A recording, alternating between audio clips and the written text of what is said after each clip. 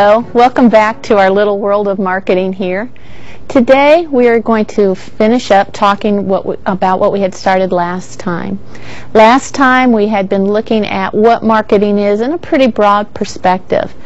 We started off by looking at the fact that it's a support function, that it's trying to satisfy customer needs, and then we started looking at some of the activities marketing does to meet those customers' needs.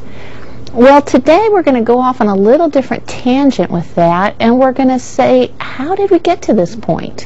Why is marketing important? Why was it even invented, to use a kind of strange word? We're going to take a look at the evolution of marketing and what we call the marketing concept. So we're going to start with today is a bit of a history lesson. Now, I don't know if any of you are history buffs out there. If so, pardon any errors I make. I'm not very good with my history, but I think you'll understand what we're talking about. If we look back to when businesses really started inventing and using mass production techniques, we're probably looking at the late 1800s, early 1900s. And during that time period, companies really worked on how can we make more product? How can we produce more? How can we get more and more and more out there at a lower cost to us? That was their focus, and it was okay. Because prior to this point in time, customers didn't have access to many things. You know, there weren't that many choices out there. There weren't those many products out there. So when they started producing a lot of product, customers were buying it up right and left. They're all excited for the first time they had access to tons of products. So from the company's mind thought, it's like, wait a minute, every product we make, they buy. So we need to produce more and more and more, so it'll sell more and more and more. They didn't have to worry about what the customer's perception of their product was, or what the customer needed or really wanted. It didn't matter. The customer was still going to buy the product. We call this time period the production era. And hopefully you can understand why it's called that. The emphasis was on producing, making more, faster. But the management philosophy that was prevalent at that time is typified by this famous quote of Henry Ford's. He was talking about the Model T, and he said you can have it in any color so long as it's black. The thought here was, we're going to make a black car, and you are going to buy it. Why should we make it in a different color? If we produce it in a different color, we are going to have to change production runs. We're going to have stops and starts. We're going to have added cost. We'll probably have a slower production time because of that. Why? You're still going to buy it, even if you would prefer a different color. So there's no reason for us to do that. So I want you to think about this for a minute. If you have a company who's producing tons and tons of product, okay, it's going big, big, big, and everyone's going out, out, out, out. What's going to happen next? A competitor is going to show up over here. A competitor is going to show up and say, they will only make a black car? We're going to make a red car. And so they start producing another choice. This is where competition really came in. They start making a variation of that product. And now, for the first time, customers have a choice. Do I want to buy that black car over here, or do I want to buy the red car over here? Well, as you can imagine, a number of people chose that red car, or whatever other product we're talking about. So let's go back to the black car over here. What's happening in the meantime? Did they say, oh no, woe is me, other people are buying other cars, we're going to have to scale down our production, we're going to have to produce less? No, of course not. They continued producing large amounts of quantity. But they now have a whole new issue. And that's the issue of inventory, of overages. What do they do with this product that is now being stockpiled? Because they're not selling every one of them anymore, because customers are going to other places as well. So a whole new problem arose. And this gave birth to the era that we call the selling era. Okay. In the selling era, we had to change our perspective a bit. because we have been producing the product, we're continuing to produce it efficiently, but now we got to worry about moving that product, getting it out there. No longer is it selling itself. Okay. And something happened during this time period. We gave birth to the stereotypical ugly plaid sport-coated salesperson. And there's this image associated with many salespeople, that they're unethical, that they're deceptive, that they will lie, cheat, do anything they can to move that product. As you'll find out later in the course, that's not true for the vast majority of salespeople today. However, it was true back then. Okay, it did happen. And the reason was the company's focus was very short term. We've got this big inventory. Move it. Get it out of here. I don't care how you do it. If you have to intimidate people to buy that product, then that's what you do. Get it out. Move that product. Move. A very short-term perspective. Okay? And it does work in the short term, but not in the long term. You know, if you've ever bought anything from a high-pressured salesperson, you feel very uncomfortable about going back. Even if you bought the product, even if you liked it, because of that pressure, because of the way it made you feel, you don't go back. And the same thing happened here. That high-pressure sales is not appropriate in the workplace. So what could we do? What other approach is there? Well, someone had the bright idea, and I'm not using that term facetiously, they had the bright idea of, you know, instead of making a product and then trying to push it onto the customer, trying to make them buy it, why don't we ask them first what they want? And then we make that product for them. And that is where we started in the consumer era. Okay? We're looking at things from the consumer standpoint. What do they want? What would make them happy? Let's produce what they want. One concept of this that we're going to talk more about later on in another chapter is something called total quality management. Now, TQM, total quality management, is a production, I don't know if I want to call it theory or practice, that is very well accepted in today's workplace. And this is the idea, very briefly, that we want to constantly improve our quality. We're going to do this by seeing what customers want, by seeing what our best competitors are doing, and we're going to continually improve what we offer. Okay, well, the adoption of TQM is a big shift for most of their thought processes, because now they're saying our production is dependent upon the customer. Again, big mind shift. Okay, the new era, the era that we're really in today, sticks with that idea. Okay, sticks with the idea that we are still basing our product, our offerings on the consumer, and we are using what we call CRM, Customer Relationship Management. On a side note, if you haven't picked it up yet, marketing loves to use acronyms and abbreviations for everything. Okay, the idea of customer relationship management is what we referred to in the last lecture, that we want to treat the customer as a long-term perspective. We want to build that, recognizing that we want them for their lifetime. We want their referrals. We're not concerned with the short term. Okay? But also, what we're adding in with this new era is we need to do that to society's benefit. Most of the time, it is very easy to do this. Okay, most of the time, you can behave in a way that's ethical, in a way that is helpful to society, but occasionally it's very difficult. And a lot of that depends on your industry.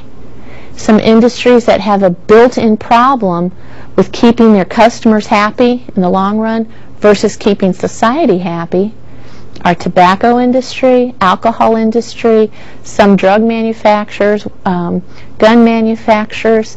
Those are all industries where society as a whole may want one thing, but what their customers want is something totally different. So they have a hard time rectifying these two. Another example is McDonald's. Some of you may remember, if you're a little bit older, that McDonald's used to serve all their hamburgers and everything in styrofoam containers. That kept them very hot. Okay, well, as all of you know, styrofoam is bad for the environment. And so McDonald's switched over to paper. It was a socially beneficial move to make. Is it good for their customer? Well, it doesn't keep the product as hot. But McDonald's studies show that people usually buy their McDonald's hamburgers and wolf them down right away, so that wasn't a big problem for them. So in this case, they were able to satisfy both. Okay. One other component that's going on in the new era today is that of accountability. Accountability means we have to show that we are being responsible. We have to show that we're being fiscally responsible, managing our money properly, and also that we're being socially responsible. One area that shareholders look at us for in terms of measuring our fiscal responsibility is our return on investment, our ROI. Now that's a concept we're not really going to go into in this course. It's more of a financial analysis, but it's important to know we use it in marketing too. We're looking to see, is our investment worth what we're actually getting back. Okay, one other thought I want to make before we move on is I talked about these eras as if they happened in specific time periods, and a lot of them tended to do that. We'd have most industries in the different eras at the same time. However, you will experience people who think as if they're in the production era, and you will come across people who think like they're in the selling era, and etc. So when people have that frame of reference, when they think or act as if they're in a specific era, we say they have that orientation. So they have a production orientation or a selling orientation. So even though as a society, a business society, we are in the new era, you will find people with the various orientations. You will encounter them in the workplace. Okay, so let's move on here to the marketing concept. Hopefully you see where marketing came in. Marketing, again, the idea of focusing everything on the customer. So let's look at the definition of marketing, and this is in your textbook. Okay, the marketing concept is a management orientation that focuses on identifying and satisfying consumer needs to ensure the organization's long-term profitability. Okay, it's very similar to the marketing definition, the idea that we're focusing on the customer, trying to satisfy them. But again, I want to pull out some key components here. There's three. Okay, the first one, it's a management orientation. The key word there is management, not a marketing department. Okay. To illustrate the difference between these two, my father graduated from the Ohio State University back in the early 50s. He graduated with a marketing degree. At that time, the discipline of marketing was fairly new. A lot of companies had bought into the idea that we can see where this will be a benefit. We need to have this happen to us. He was hired by a company or corporation that is now a Fortune 500 corporation, and he was brought in the first person in marketing. His job was to set up a marketing department. And as you can imagine, he was very excited. He shows up to work his first day, here he is in his mid-20s, his shoes are all polished, and his little briefcase, and shows up there, and they point to an office and say, okay, there's your office. He's like, okay, great, great. Now go market. Well, he got pretty deflated very quickly for a while. The reason is what they actually wanted him to do was go sell. Even though companies understood the idea of marketing, it was hard to get them to change the way they thought. They were still having that selling orientation. For the marketing concept to work, management's got to be in on it. The management has to have that orientation. Okay? Marketing cannot do its job by itself. It has to be integrated with all the other disciplines within the organization. Okay, the second of the points here is that we focus on consumer, or it could say customer needs. Hopefully by this point you're getting that idea. Every decision we make needs to be looked at from the company perspective. This sounds simple. It sounds easy. It is very, very difficult to do. We experience it here. And I'll be sitting with marketing faculty, people here in the business school, talking, working out schedules for classes and things like that.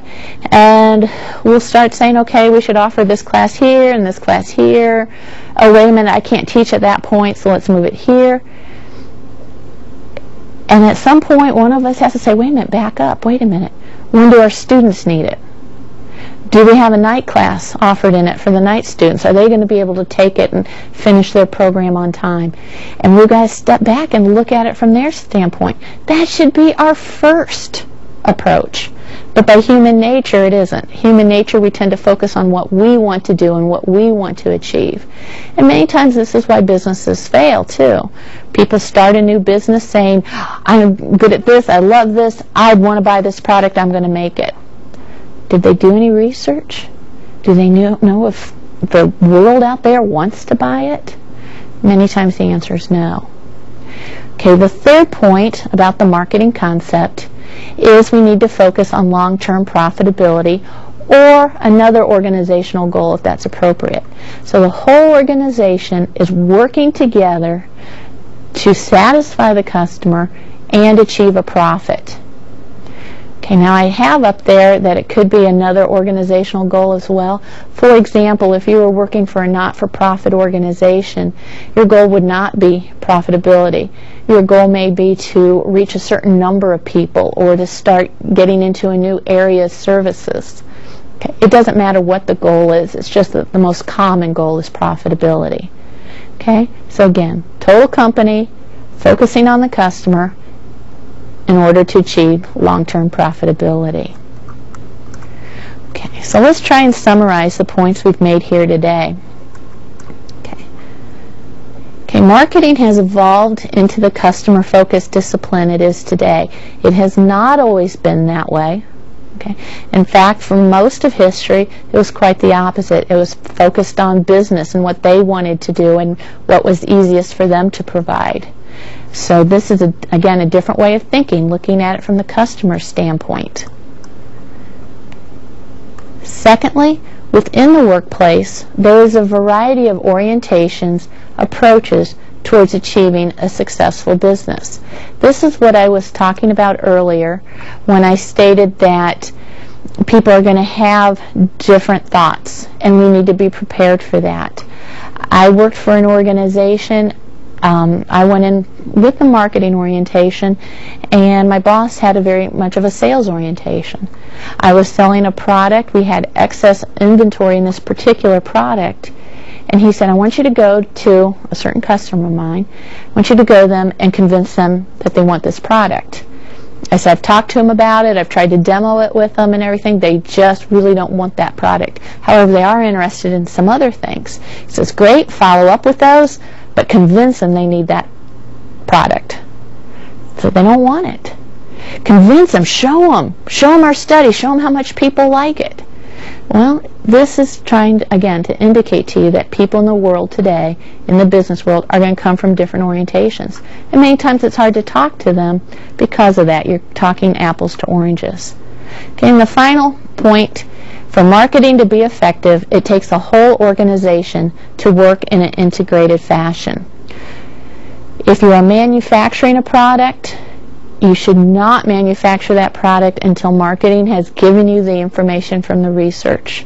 Till we've worked together on a design that the customer wants, for which there's a demand for.